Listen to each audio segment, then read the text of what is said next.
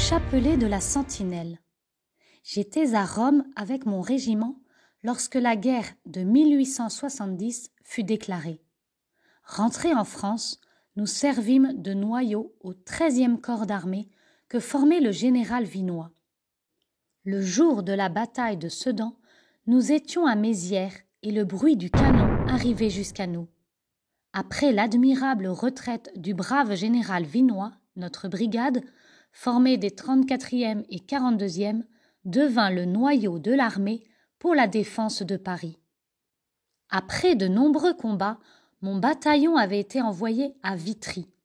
Nous construisions une redoute et quelques ouvrages défensifs, mais la surveillance de l'ennemi inquiétait nos travailleurs. L'ennemi choisissait les plus habiles tireurs prussiens et bavarois. Il se glissait dans les moindres plis de terrain, homme par homme, et s'abritant derrière les haies ou se plaçant dans des trous pratiqués sous le sol, ils observaient nos travaux et nos mouvements, tirant à coup sûr et disparaissant ensuite. Notre commandant voulut opposer à cette tactique ténébreuse ce qu'il nomma une contre-mine. Il fit appel aux hommes de bonne volonté, tireurs expérimentés et faisant bon marché de leur vie. Je fus accepté et pris rang parmi ces enfants perdus. Nous devions nous glisser en rampant jusqu'à une distance prescrite, observer l'ennemi sans être vus, et ne faire feu que pour tuer et non pour brûler de la poudre. La dernière recommandation du commandant fut d'en descendre le plus possible afin de les dégoûter du jeu. « Soyez très attentifs, » nous dit le commandant, « et n'oubliez pas que vous êtes entourés de gaillards qui ne vous ménageront pas. » Un peu avant le jour, je m'enfonçai dans le lit d'un ruisseau à peu près desséché et j'en suivis les sinuosités, me traînant sur les genoux et sur les mains, le fusil en bandoulière, un morceau de biscuit dans ma poche. Une ceinture maintenait autour de mon corps le revolver et la lorgnette de mon lieutenant. Une gourde pleine de café complétait mes provisions de guerre. Il était défendu de fumer, de se tenir debout et de faire le moindre bruit. Arrivé près d'un gros arbre dont le tronc était entouré de broussailles, je m'arrêtai. Rasant la surface de la terre d'un rapide regard, je m'orientai. Choisy-le-Roi était devant moi. La Seine coulait à ma gauche et le fort d'Ivry s'élevait en arrière. Je choisis ce point pour mon observatoire. Je creusai la terre avec ma baïonnette, puis, au sommet du talus, je formai une sorte de rempart que je couronnai d'herbes sèches. Je pratiquai des ouvertures dans ce rempart afin de voir sans être vu. Tout cela était aussi petit que possible. Après un quart d'heure d'immobilité, je tentai une reconnaissance plus approfondie. À une 50aine de mètres devant moi, je vis un chemin creux qui traversait un champ profondément labouré. Ce chemin était bordé d'une haie en partie détruite. En quelques endroits, au contraire, la haie supportait des arbres abattus dont les branches formaient un fouillis impénétrable à la vue. Des mottes de terre énormes, des amas de fumier, de profonds sillons donnaient à ce champ un aspect sinistre. C'était l'image de la destruction. Il y avait même les ruines de 2 chaumières dévorées par les flammes. Malheureusement, le sentier n'était point parallèle au ruisseau dans lequel je me trouvais. Il n'était donc pas impossible que je fusse à découvert sur l'un de mes flancs. Les courbes de ce ruisseau limitaient ma vue.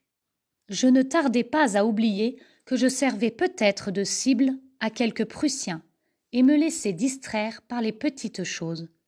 Ces petites choses me firent oublier la mort toujours présente. Je m'intéressai à une fourmi qui traînait un fardeau plus volumineux qu'elle-même. J'admirai un scarabée qui déployait ses ailes vertes sur l'écorce de l'arbre, et je redressai le plus délicatement possible la tige d'une petite fleur bleue que le ruisseau commençait d'engloutir. Le canon grondait au fort d'Ivry et au fort de Charenton. La fusillade se faisait entendre du côté de la gare aux bœufs et du moulin Saquet. Les obus sifflaient au-dessus de ma tête, éclatant de tous côtés. Mais les tempêtes de fer et de feu ne pouvait me distraire de la fourmi, du scarabée et de la petite fleur. Je n'oubliais cependant pas mon observatoire et je veillais. 1 heure se passa, puis une autre, et je commençai à désespérer de ma mission, lorsque je crus voir dans le chemin creux, derrière un arbre, une main qui paraissait et disparaissait. Bientôt, je ne pus en douter. L'ennemi était là, près de moi. J'eus recours à la lorgnette et je vis, non sans émotion, la tête et les mains de l'homme tellement près que je fis instinctivement ce que nous nommons une retraite de corps. L'homme ne me voyait pas, car il fouillait nonchalamment la terre avec un morceau de bois. Assis par terre, la tête appuyée sur le bras gauche, les jambes étendues, il semblait oublier son rôle de guetteur. Le corps et la tête disparaissaient pendant quelques secondes, puis reparaissaient. Jeune encore, le visage imberbe, les cheveux très blonds et coupés courts, ce Bavarois possédait une honnête physionomie. Sous son uniforme, on découvrait sans peine le jeune paysan qui, sans doute, rêvait à sa chaumière. Je regrettais vraiment de me voir dans l'obligation de le tuer comme un lièvre au gîte. Je m'y préparais cependant.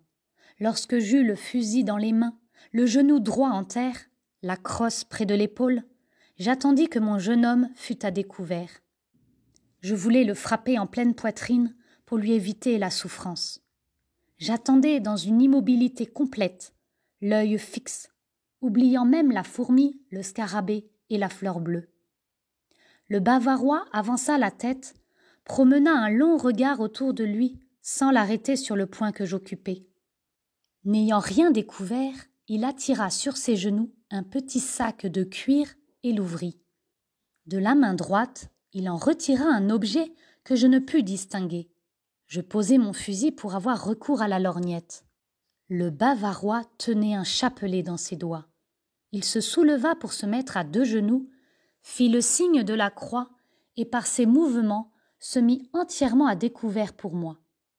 L'instinct de la guerre me fit reprendre mon fusil et je visai l'homme. Je le vis au bout de mon canon, immobile, la tête un peu inclinée et les yeux levés vers le ciel. De ses lèvres sortait la prière, tandis que les grains du chapelet glissaient sous ses doigts. Que se passa-t-il en moi? Je ne sais. Tout mon sang de chrétien bouillonna dans mes veines. Je crus voir des rayons lumineux descendre du ciel sur le front de cet homme. Il me sembla même qu'il s'élevait dans les airs enveloppé de nuages d'or. Une sainte vision envahit tout mon être et le fusil s'échappa de mes mains. Il est sans doute rentré dans son pays sans se douter que la prière lui avait sauvé la vie. Au moment où je me retirais, après le départ du Bavarois, 2 balles sifflèrent mes oreilles. Je me retournai vivement et ne vis pas d'où elles venaient. La prière de l'homme me protégeait sans doute.